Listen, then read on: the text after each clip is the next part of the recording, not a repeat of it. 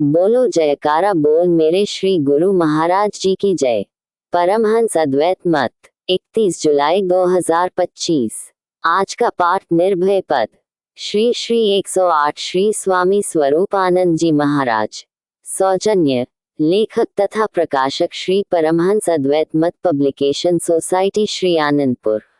Compiled by स्कदेवान। श्री श्री 108 श्री स्वामी स्वरूपानंद जी महाराज। आगे page 136 से 139 तक। निर्भय पद। अब वर्षा ऋतु समीप आ गई। प्रेमियों ने कई बार श्री चरणों में विनय की कि महाराज अब इस स्थान को छोड़कर हमारे घर चलिए, परंतु आप उनके आग्रह की ओर तनिक भी ध्यान न देते, अपने ही आनंद में लीन रहते। उस स्थान पर न कोई मकान था न टिपरा। एक दिन जबकि आप सत्संग उपदेश करके भजनाभ्यास पर बैठने लगे तो कुछ श्रद्धालुओं ने विनयपूर्वक आग्रह किया, महाप्रभु अब इस स्थान को छोड़कर हमारे घर चलिए, परंतु अभी आपको किसी की विनय प्रार्थना से कोई प्रयोजन न था। इस समय तो आप अपने श्री गुरुदेव जी की आज्ञा व मोज में निज जीवन को डाल रहे थे।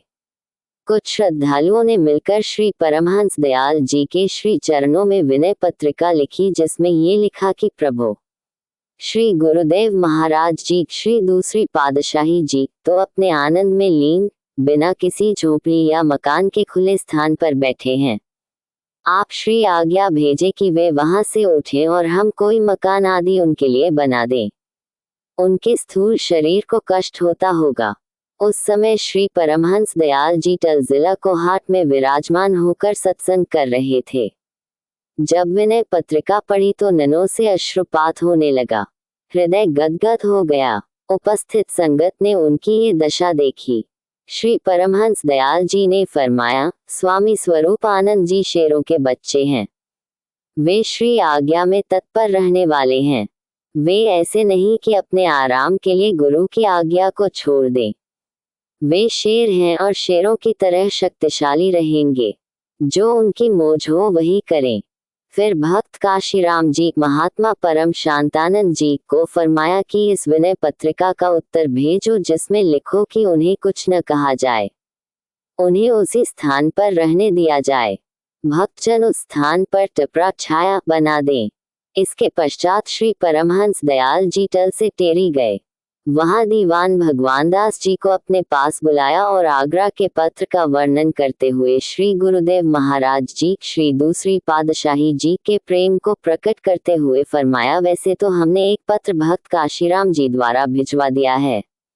श्री स्वामी स्वरूपानंद जी तो अब ऐसी अवस्था में पहुंच चुके हैं जहां कुछ कहने कहाने की जरूरत शेष नहीं रह जाती।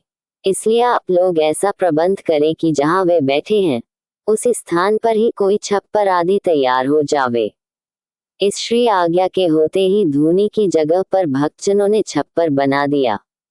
श्री परमहंस दयाल जी टेरी से सीमा प्रांत के कई स्थानों को पवित्र करते हुए अक्टूबर 1915 में आगरा पहुंचे तथा उपदेशामृत की पावन धारा बहाने लगे। आप श्री गुरुदेव महाराज जी श्री दूसरी पातशाही जी को पता चला कि श्री गुरुदेव जी श्री परमहंस दयाल जी आगरा में विराजमान हैं, तो आप श्री दर्शन के लिए चल दिए। जब उस स्थान पर पहुंचे जहां श्री परमहंस दयाल जी विराजमान थे, तो उस समय श्री परमहंस दयाल जी पलंग पर विराजमान होकर सत्संग उपदेश कर रहे थे। प्रेमी श्रद्धालु संगत श्री वचनामृत श्रवण करने में संलग्न थी। आपको दूर से ही आते हुए देखकर श्री परमहंस दयाल जी ने संकेत से संगत को मध्य में रास्ता बनाने की आज्ञा दी और फरमाया, रास्ता छोड़ दो भैया, परमहंस जी आ रहे हैं। सब संगत एक ओर होकर इधर उधर देखने लगी, परंतु उनकी समझ में कुछ न आया कि श्री परमहंस दयाल जी ऐसा क्यों फरमा रहे हैं। सत्य तो है कि महापुरुषों के रहस्य को समझने के लिए जीव में कहाँ शक्ति है। जो ही आप श्री परमहंस दयाल जी के सम्मुख दंडवत वंदना कर समीप पहुंचे तो श्री परमहंस दयाल जी ने बड़े स्नेह से पूछा कि आप आ गए। आपने विनय की, प्रभु श्री दर्शन की इच्छा ने हमें व्याकुल कर दिया, सो हम श्री दर्शन के लिए श्री चरणों में आ गए। श्री वचन हुए आपने अच्छा किया, नहीं तो हमें आपके पास धूनी पर आना पड़ता। श्री परमहंस दयाल जी आगरा में विराजमान थे तो जयपुर से लाला हजारी लाल व अन्य कई भक्त जन आगरा में श्री दर्शन के लिए आए और श्री परमहंस दयाल जी को जयपुर में दर्शन देने के लिए विनय की। कुछ समय यहाँ रहकर वे 8 जून 1916 को श्री परमहंस दयाल जी को जयपुर ले गए। श्री परमहंस दयाल जी जयपुर में विराजमान होकर पावन उपदेशामृत की धारा बहाने लगे। महापुरुषों की प्रत्येक लीला में कोई न कोई रहस्य छिपा होता है। वे अपने शिष्यों की समय समय पर परीक्षा भी लेते हैं, परंतु बाहरी रूप से लोगों के सामने आदर्श रखने के लिए वे अंदर से कृपा दृष्टि रखते हुए शिष्य को गुण संपन्न बना देते हैं। वे बिल्कुल ऐसा करते हैं जैसे दोहा, गुरु कुम्हार शिष्य कुंभ है, गड़ गड़ काढ़े खोट, अंतर हाथ सहारदय, बाहर बाहे चोट। परम संत श्री कबीर साहिब जी। जैसे कुम्हार बर्तन बनाते समय बर्तन के अंदर तो अपना हाथ रख देता है और बाहर से चोटें मारता है, इसी प्रकार ही गुरु अपने शिष्य के प्रति करते हैं।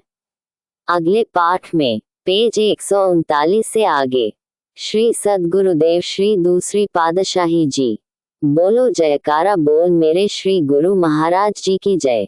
Compiled by स्कदेवान।